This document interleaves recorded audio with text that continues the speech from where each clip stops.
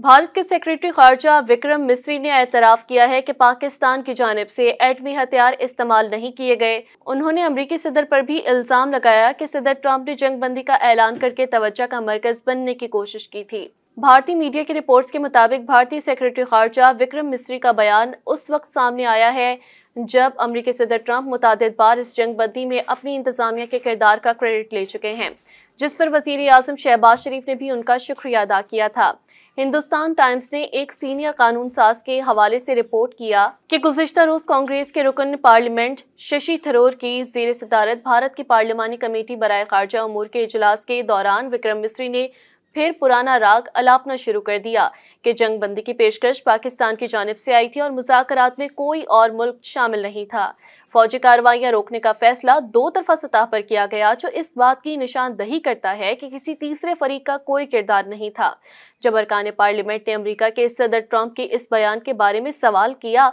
कि वाशिंगटन ने भारत और पाकिस्तान के दरमियान मसला हल करने में मदद दी, तो रिपोर्ट के मुताबिक मिस्री ने कहा कि नई दिल्ली की अमेरिका के साथ मामूल के मुताबिक बातचीत होती रहती है, लेकिन कोई सालिसी नहीं हुई।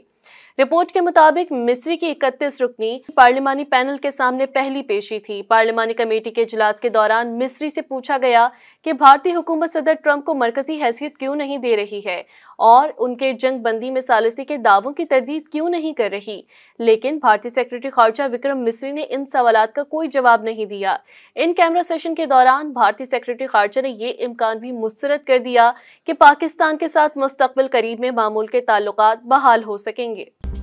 मज़ीद न्यूज़ अपडेट्स और डिजिटल स्टोरीज के लिए सब्सक्राइब करें डॉन न्यूज़ पाकिस्तान।